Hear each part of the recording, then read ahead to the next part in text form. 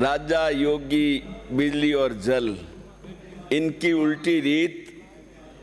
डरते रहियो परशुराम थोड़ी न पाले प्रीत। रिकॉर्ड देख आज हमारे बिजली के मंत्री जी और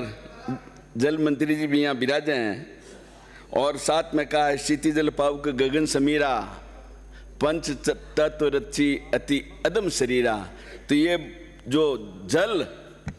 और बिजली इस जगत में सबसे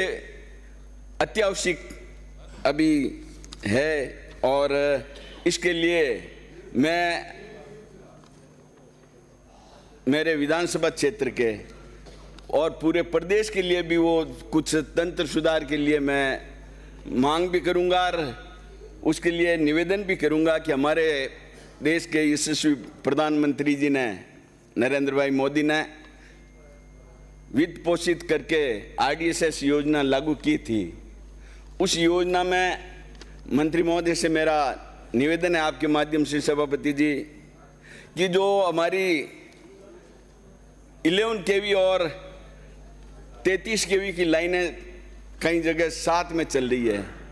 तो उनके दोनों के फीडर अलग करने की बहुत ही ज़रूरत है ताकि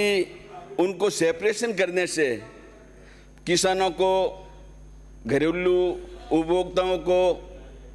औद्योगिक क्षेत्र में उनको सब में कभी फॉल्ट आ जाती है तो पूरा का पूरा 132 पे फॉल्ट आ गई तो पूरा एरिया बंद हो जाता है, 220 में फॉल्ट आ जाती है तो पूरा क्षेत्र बंद हो जाता है। तो उनमें दोनों की लाइनें अलग अलग करने का और वो गुणवत्ता युक्त बिजली मिलने का हमें अवसर मिलेगा। तो ये दोनों लाइनें अलग सेपरेशन होनी चाहिए। साथ के साथ हमारे जो डोमेस्टिक है और एग्रीकल्चर है गाँव के अंदर, उनमें भी लाइनें दोनों की अलग हो ताकि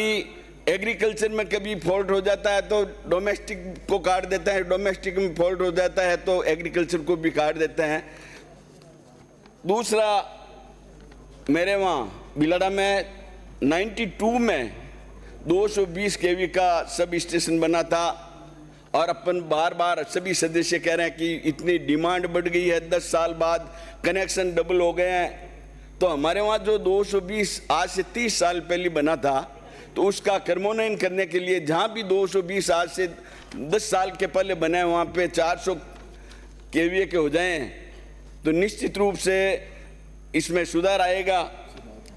और मंत्री महोदय से मेरा निवेदन है कि 10 साल पहले 2009 के अंदर मेरे बिलाड़ा विधानसभा क्षेत्र में कापड़ा सहज के लिए सहज के उद्यमियों ने जमीन खरीदी थी 22 बीघा और प्रसारण निगम को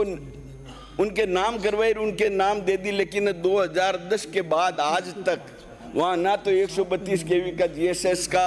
कोई काम हुआ है और सारी वहाँ जो उद्योग स्थापित होने थे वो सारे उद्योग ठप हो गए, वहाँ पे कोई काम नहीं हो रहा है। तो मेरा आपसे निवेदन है कि वैसे भी अभी हमारे जैतारण के अंदर आपने और मुख्यमंत्री जी ने 220 kV का सब स्टेशन दिया है GSS,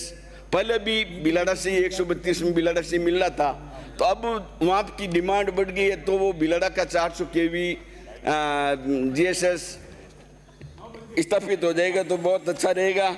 इसके साथ के साथ ये जो एक रिंग सिस्टम हो जाना चाहिए 132 के बीच में, आपस में कहीं पे भी, जैसे मेरे बिलाड़ा से पिपाड़ जाता है, जैतारण जाता है, सोजत जाता है, बोरुंदा जाता है, तो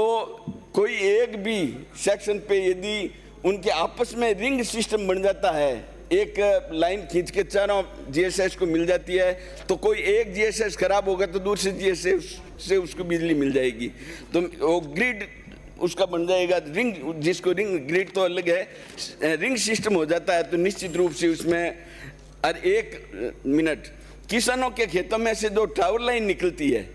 जो बड़े 765 kV के जो बड़ी लाइन निकली है, और वो टावर की साइज भी करीब आधा बीघा की होती है। जब नीचे से वो टावर बड़ा होता है तो आधे बीघे की होती है और उसमें किसान को सिर्फ उसकी जो फसल बोई हुई है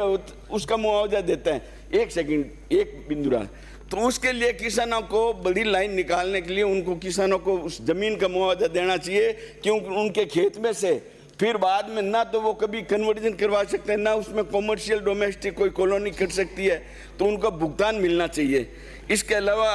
ये हमारे जो RDSS के अंदर ये कर दिया